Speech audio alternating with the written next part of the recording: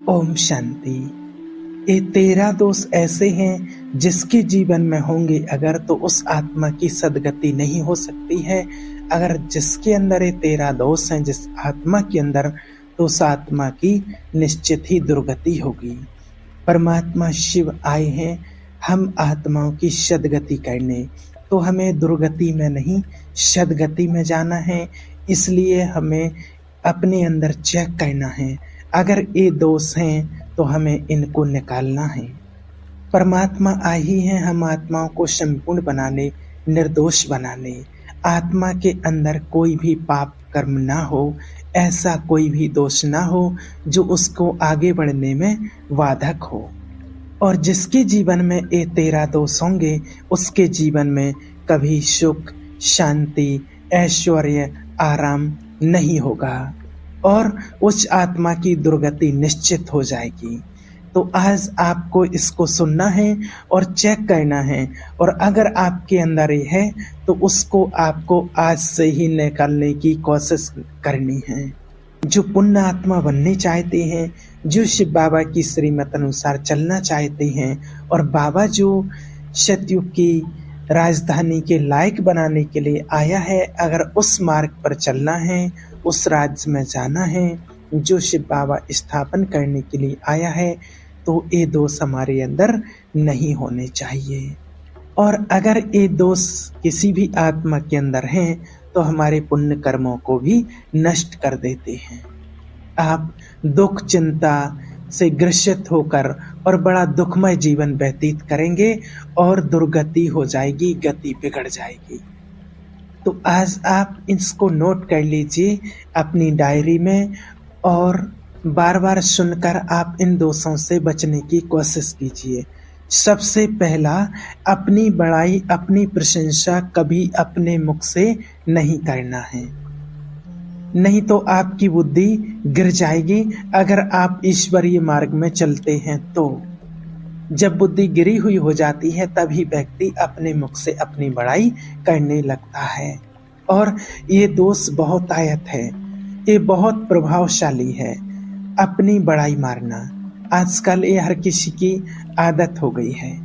याद रखना, अपनी मुख से कभी अपनी बड़ाई नहीं करना, और अगर कोई ऐसा करता भी है तो उसके सुकृत नष्ट हो जाते हैं और बुद्धि एकदम पतित हो जाती है, फिर निर्णय ठीक नहीं होता है।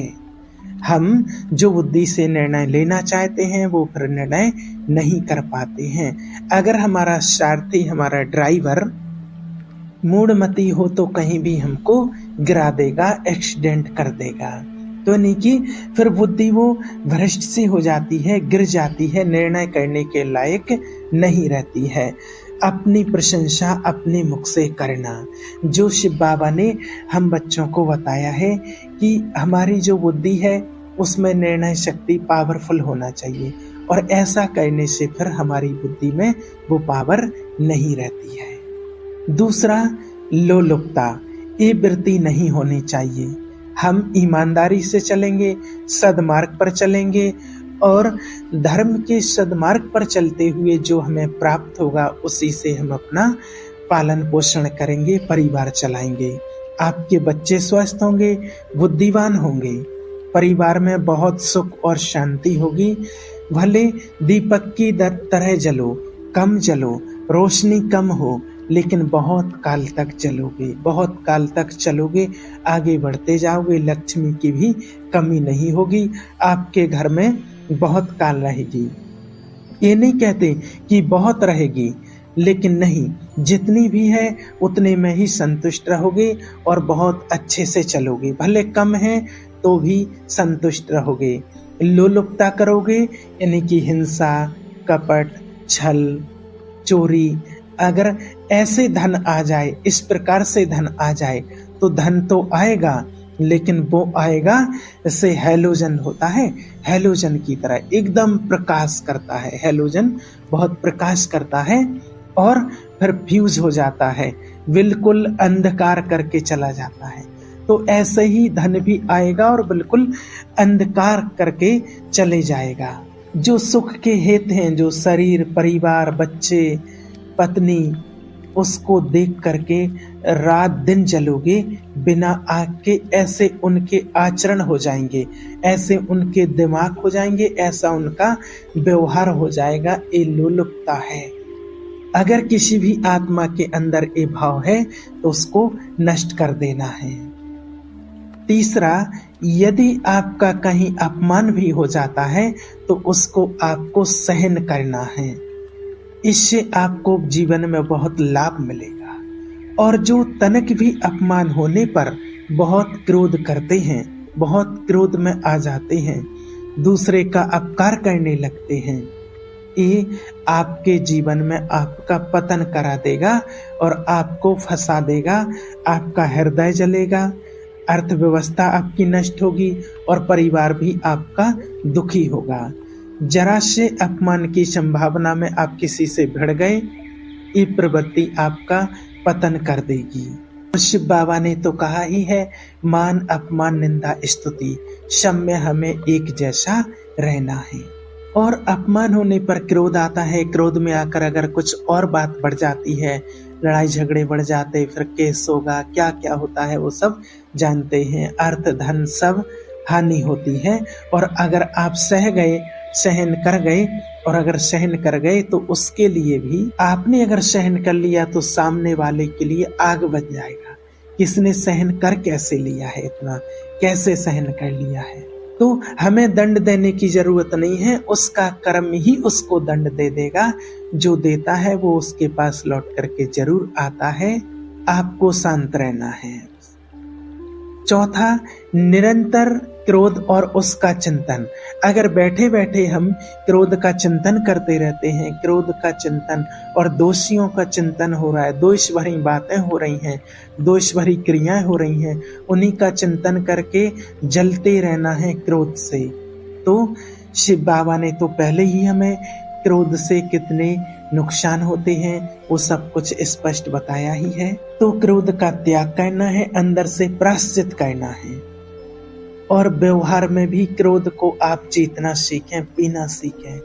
अगर बार बार आपका क्रोध प्रकट होता रहेगा तो आपका स्वभाव बिगड़ता जाएगा, आपके पुण्य कर्म नष्ट होते जाएंगे और जीवन भी हमारा नष्ट होने लगता है। और क्रोध के कारण जीवन में कितने विध्वंस आते हैं, कितने विध्वंस आ जाते हैं। देखिए, आप किसी से भी क्रोध करके देखिए, फिर आपके अंदर भी कितनी उथल पुथल मचती है। ना आपको ईश्वर के ज्ञान में, योग में, ध्यान में, किसी भी चीज में आपका मन नहीं लगता है। अंदर अंदर जलते रहते हैं। आनंद वृत्ति तो आपकी रह ही नहीं सकती है और बैठे बैठे जलते रहते हैं। ये क्रोध बिल्कुल भी हमें नहीं करना है। और आश्रित जनों की रक्षा ना करना।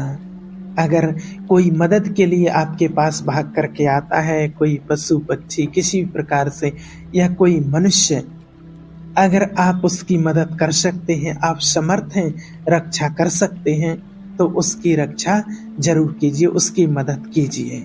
अगर कोई पशु पक्षी आपके पास आपसे मदद मांगने के लिए आते हैं तो जरूर उसकी मदद कीजिए।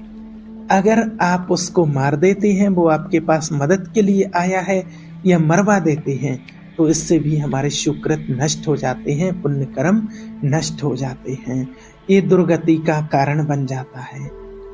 और जो पाप कर्म उत्साहित होकर के करते हैं, इसमें हर एक को सावधान रहना चाहिए। जो नहीं करना चाहिए, अगर वो पाप कर्म आपके द्वारा मन में प्रेरित हो रहे हैं, संकल्प बन रहे हैं, क्रियाएं बन रही हैं, तो दुर्गति जरूर होगी, पुण्य नष्ट हो जाएंगे, दुख अशांति बढ़ती चली जाएगी, शांति को प्राप्त नहीं कर पाएंगे। ऐसा नहीं कि जो मन में आवे सो करवे, पाप आचरण ऐसा नहीं करना। इच्छा हो गए हैं, अपनी बड़ाई अपने मुख से करने वाला, लोलुपता, तनिक से अपमान में सहन न करने वाला, निरंतर क्रोधी और आश्रित जनों की रक्षा न करने वाला, और निडर हर्षित होकर पाप कर्म करने वाला। ये 6 हो गए हैं। अब 7वां है गलत विचारों का, वासनाओं का, काम वासनाओं का ही चिंतन करना, उनमें ही मन लगाना, गलत आचरणों का चिंतन करना। पर स्त्रियों में काम वासनाओं का चिंतन करना, भोगों का चिंतन करना, रात दिन बैठे बैठे गंदी बातों का चिंतन करते रहना, गंदी बातें देखना, गंदी बातें सुनना, गंदी बातों का चिंतन करना, फिर और किसी के प्रति गलत दृष्टि से देखना, किसी माता बहन को गलत दृष्टि से देखना, काम वासना की दृष्टि से देखना, भोग वृत्ति से देखना, तो उसकी दुर्गति निश्चित है। बड़े बड़े उदाहरण इतिहास में हैं जिन्होंने ऐसे दृश्य देखे, नेत्रों से देखने की चेष्टा की, मन में चेष्टा की भोगने की, तो वो आज नष्ट हो गए, चाहे वो कितने ही बड़े बड़े प्रतापी क्यों ना हो। दुर्योधन कोई साधारण थोड़ी थे, व्यास जी ही उनकी उत्पत्ति का कारण बने थे। अब देखो इतने महान पुलक्ष जी की उत्पत्ति का कारण जो रावण है, तो इनके कारण ही पुण्य कर्म नष्ट हो जाते हैं, जो ऐसे गंदे आचरणों का चिंतन करते रहते हैं। और गीता में तो स्पष्ट लिखा हुआ है, काम क्रोध लोभ मोह अहंकार ये नरक के द्वार। शिव बाबा ने भी हमें पांचों विकारों का त्याग करने के लिए सबसे पहले ही इसका ज्ञान दिया है, क्योंकि इससे व्यक्ति की दुर्गति ही होती है। इसलिए हमें इसका सबसे पहले त्याग करना ही है। हमें इन वासनाओं के चिंतन से बचना है। ये बहुत घातक है, बहुत बड़ा जहर है। अगर विकारों का चिंतन होने लगा तो अंदर ही अंदर जैसे कि जलते रहते हैं। ये अंदर की जो आग है ना, कामाग्नि, ये इतनी बढ़ती चली जाएगी कि मुझे क्या करना चाहिए, क्या नहीं करना चाहिए, व्यक्ति बिल्कुल अंधा हो जाता है, बुद्धि एकदम भ्रष्ट हो जाती है। इसलिए इसका चिंतन कभी भी नहीं करना है। ये जो राक्षस प्रवृत्तियां सुनने को मिलती है ना कि ऐसा हुआ ऐसा हुआ, उन्होंने देखा सुना और चिंतन किए, अब इतनी राक्षस वृत्ति आ गई कि बस अब फिर इंसान और राक्षसों में कोई अंतर नहीं रहेगा। अब 8वां, विषमता रखने वाला। सबके साथ वर्ताव ऐसा करें कि मैं बहुत श्रेष्ठ हूं और दूसरे सब बेकार हैं। नहीं, ऐसा नहीं। अब ईश्वर की संतान है, सबके प्रति समान व्यवहार करना है। जो आप भोजन करते हैं घर में, परिवार में, तो वही सबको दीजिए। कोई भी आपके घर में आता है, परिवार में आता है, रिलेशन से आता है, तो इतनी विषमता ना फैलाएं, उसको भी मान सम्मान दीजिए अपने जीवन में।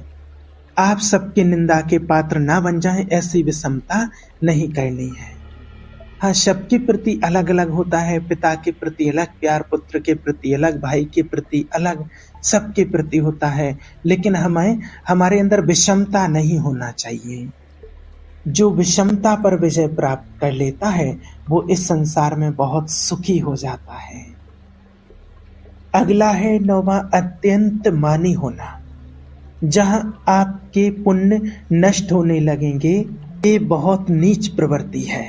सिर्फ मुझे ही सम्मान मिले, उत्तम प्रवृत्ति है सबको सम्मान देना, क्योंकि आजकल लोगों को सबसे ज्यादा यही रहता है, मुझे सम्मान मिले, मेरे से ज्यादा किसी को ना मिले।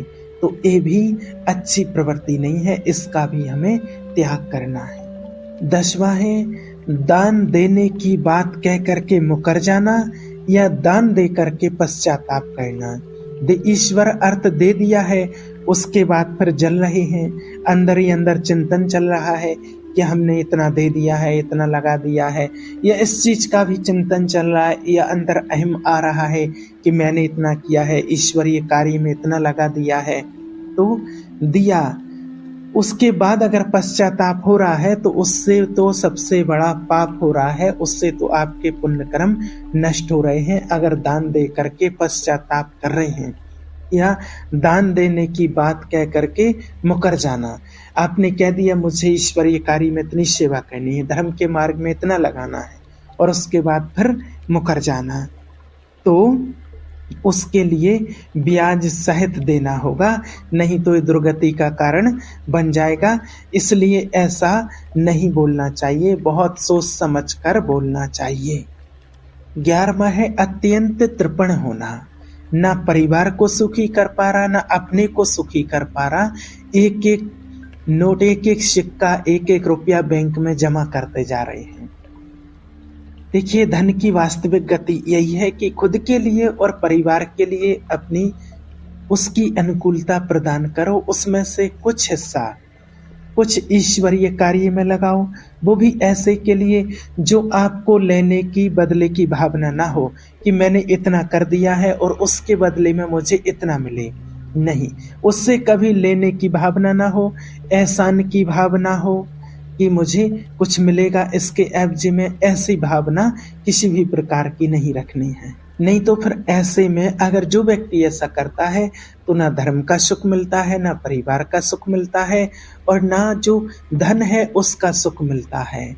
और बस ऐसे ही ऐसे चिंतन करते, संग्रह करते करते, उसी धन का चिंतन करते और शरीर छोड़ देना, तो चिंतन होना जो कृपणता है ना, और काम और अर्थ की चिंता, उसी का चिंतन, उसी की चर्चा, रुपया और भोग वासनाओं का चिंतन, उसी की चर्चा, जहां बैठे उसी की चर्चा हो रही, भोग की चर्चा हो रही है, धन की चर्चा हो रही है, एकांत में बैठे उसी का चिंतन चल रहा, कैसे रुपया बढ़े, कैसे पैसा बढ़े, कैसे वासनाओं में जाएं।